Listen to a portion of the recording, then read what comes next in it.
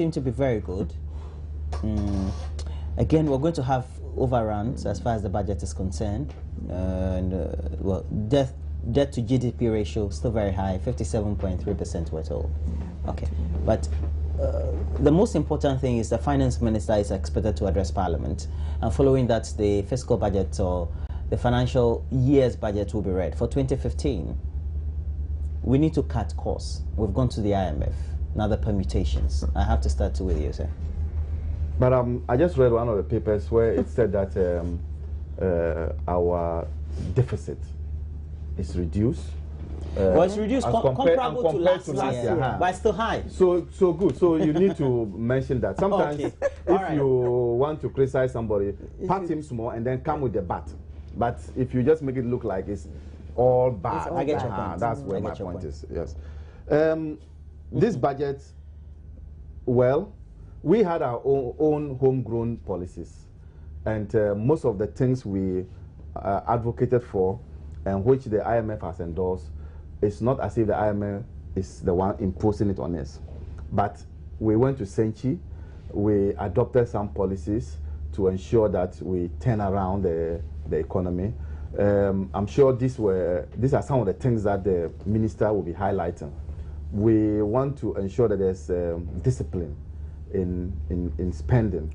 But the important thing is to ensure that the manifesto promises that we made to the people of this country, the infrastructure development that we promised this country, will find money to, as it were, complete them or even start some of them, if for nothing at all.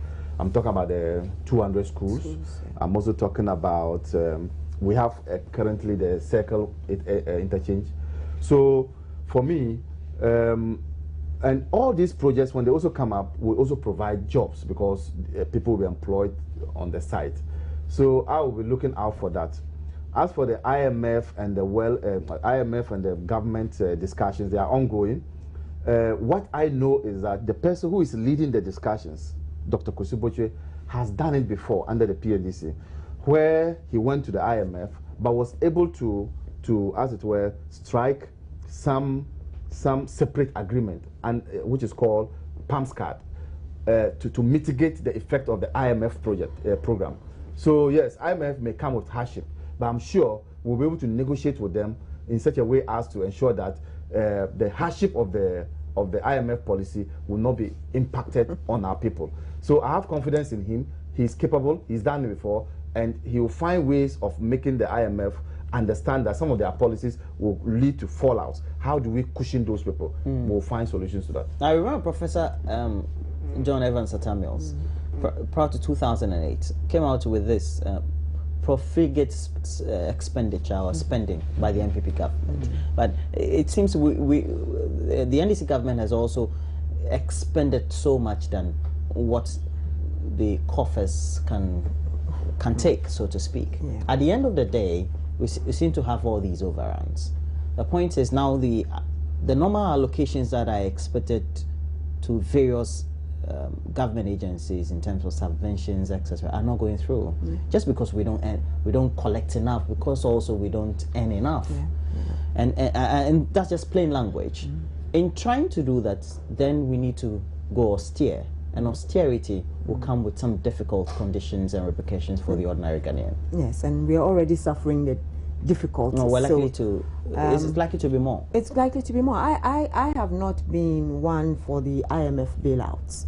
I thought that we could at least use our own resources, find ways and means of getting this country out of these difficulties. With the IMF, it means that we are going to face a lot more unemployment. It means that we're going to be paying maybe more for utilities. We're going to probably be paying more for the food we eat. And all these are going to be a burden, an extra burden on the Ghanaian.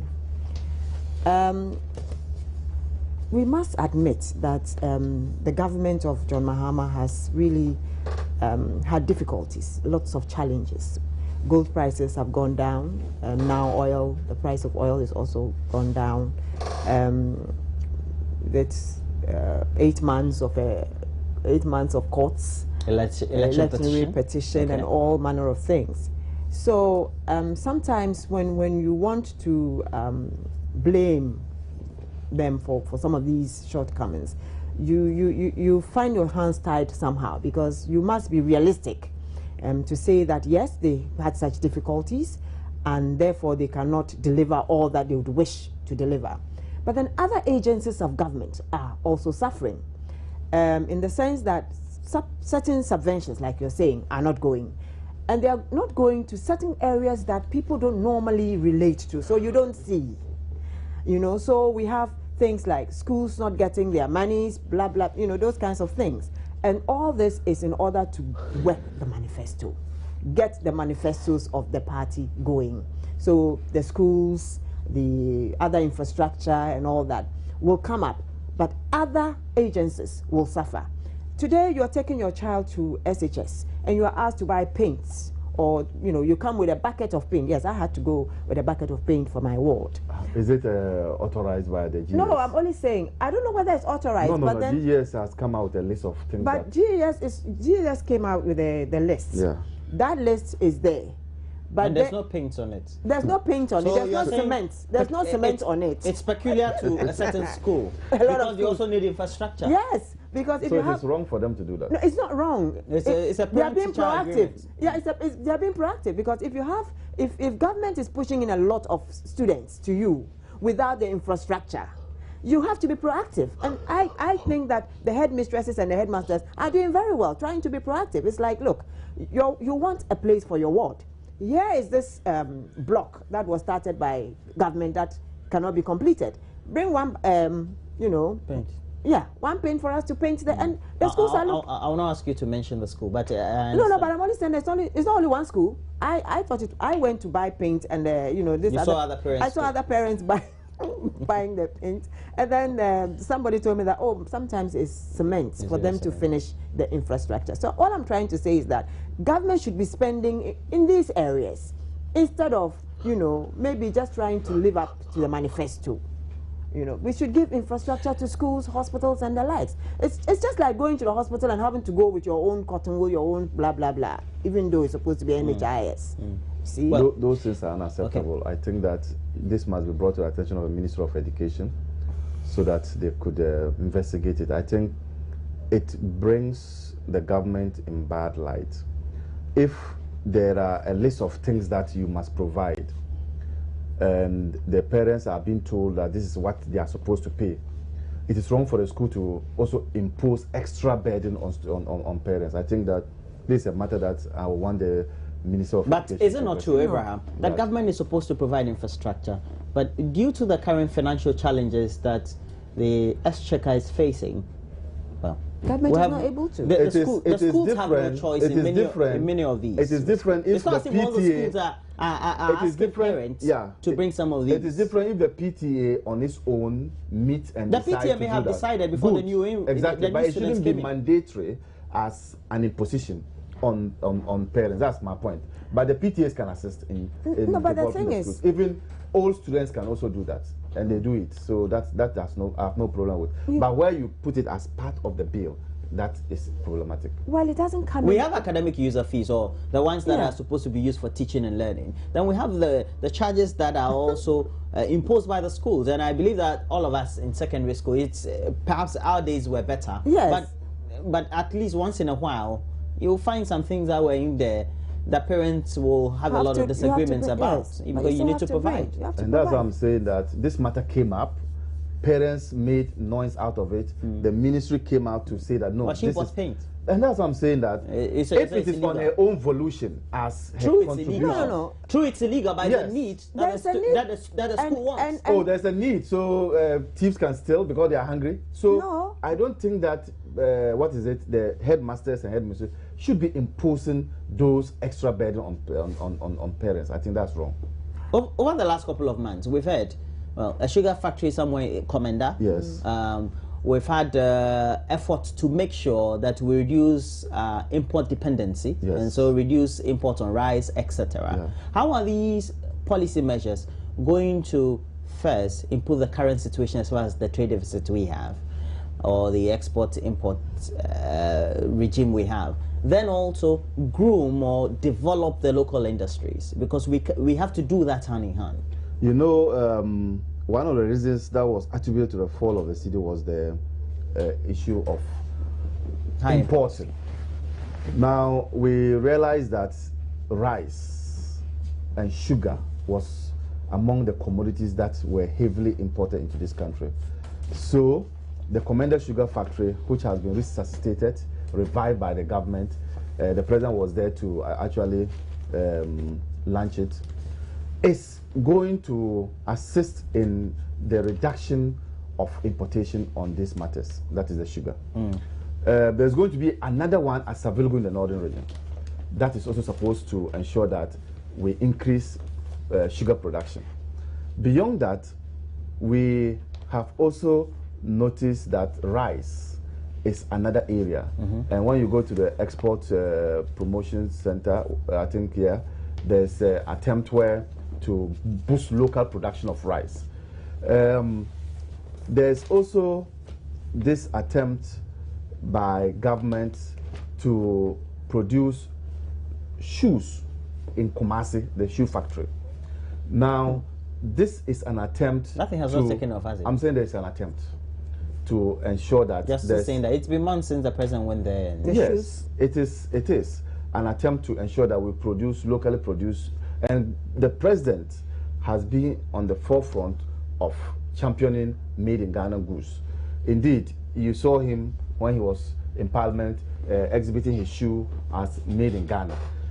This gives confidence to the local. Parliament went to import local, and that's an aberration. Okay. That's an aberration, and that for me, and I'm getting to that, was in bad faith, because if you have your president championing that cause, the least you could do was to support him and not to do what they did. The explanation that there was no furniture production center here that could produce it is a lame duck excuse. So I think that basically rice, then you have the president also encouraging local production of Ghana-made goods, is in the right direction. And the budget will highlight all those things. Okay, so we're in for a good budget. Of course, I'm sure the opposition will have something to say about definitely, it. They always have, you know, it's always have, got to do with expenditure. We always have something to say. But I'm really happy that the government of the NDC have seen it necessary to revamp the jute factory, the shoe factory, the sugar factory, and all that, because they destroyed it. It's their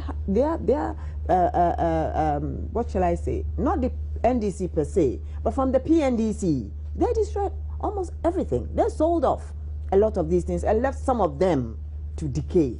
So if they found it prudent now to go back and resuscitate them, to give employment to this country, we in the CPP are very happy and will always support that kind of industry. As for the budget, we are going to be in for hard times. I think Ghanaians are ready for that. Already Dumso is not going. Water is not anything to write home about. The cost of borrowing money is gone up. So we'll just accept it as it comes. Probably we'll talk as usual. We'll continue to talk. And we only hope that one day we'll have a listening government. There is a listening government. Okay. And that's why the president is expanding the water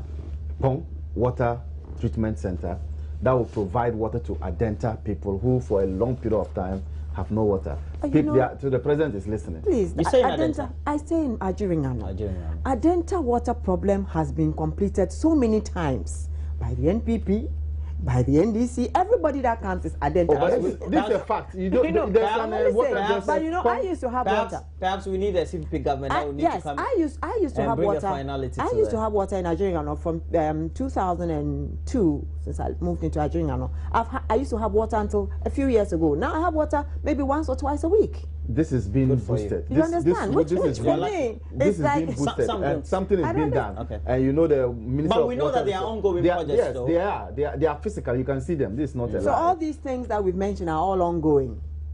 So let's hope that maybe we'll see results. And you'll see the results in 2015. There's an issue of statutory payments that have been outstanding for months, or if not at least over a year.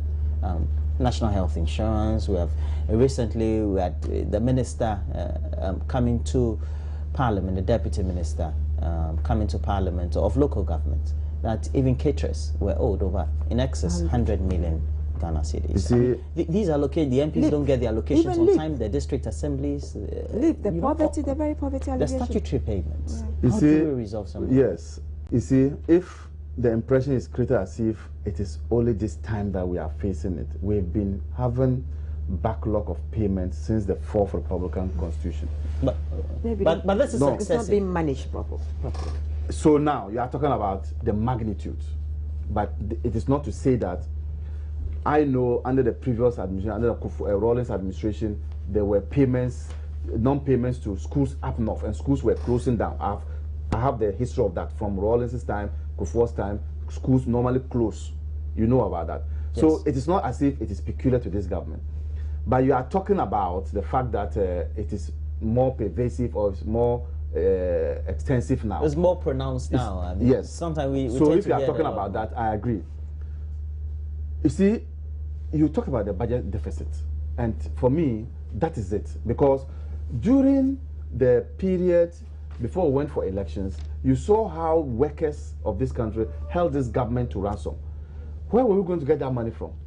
We also invested in... That they wanted their single spine? They wanted money when it was not budgeted for. You have to dip your hands here and ensure that you don't get the workers. But that's why you're tooling down government. You're supposed to put your foot down. We in are plain language. supposed to resolve matters. So when the matter of that nature, doctors, you know, of all these things, where were we getting the money from? The money was not going to come from anywhere, but from the national kitty. You also know that beyond that one too, you also know that sometimes the Ministry of Finance would want to settle salaries first. And in all this argument that we are making, there hasn't been a period that workers have not been paid. We are constant on that. We are current on that. So if we ensure that we do not put unnecessary burden on government, we would be able to live within our budget. You also realize that in the lead up to the 2012 election, you saw the police vehicles all over, police visibility. You saw all these things. And you see that even now, there are police visibility all over. That's a new unit that was created, and we needed to give them vehicles. So all this went into the budget. People are saying that we use it for elections. There's no proof on that. So my argument is that government fiscal deficit is as a result of the demands that our workers place on the government. That is what has affected our ability to send money to these statutory payments. But I'm sure that is one of the things that you must be looking out for. How are we going to come out of it? This budget must be able to tell us. Yeah, this budget must be able to tell us that we should prune down the size of government. That's the first thing. The other thing that I'm looking at is that most of the problems we are having is because of the way the NDC rushed into the implementation of the single spine without doing due diligence to its study. That's the way I see it. And so you had everybody demanding for their pound of flesh. And so they had to dip into their every coffers to get everybody sorted out. I sincerely believe that if the government can cut down its expenditure, if we can stop some of these foreign travels, unnecessary foreign travels, not by the president, but the hangers on who go with him as delegation. When we have embassies all over the place, and we have trade attaches. I was surprised. I said, look, I didn't see why people should be sent to Italy, to whatever, to go and look for chairs when we had the Chinese, we had an ambassador in China who could have done that. He would have gone to find those things for us. So some of these things, there are some excesses around. We must cut down on those excesses, and we must prune down the size of government, and then find new ways of creating jobs. Job creation is very important because we are churning out a lot of graduates, we are churning out a lot of professionals, and there's no job. We're going to the IMF, so public sector employment, I'm sure. That is going to be kept. Yeah. So we have to find new ways of generating jobs, and that will be in the agri sector. Because you see, I've always said that I believe in agriculture. We have the land, we have the people, we have the expertise, and what are we waiting for? Let's get deep down into agriculture. Let's get more young people interested in agriculture. Then maybe we'll be getting somewhere. So agriculture is key. And, it's key, it's very key. So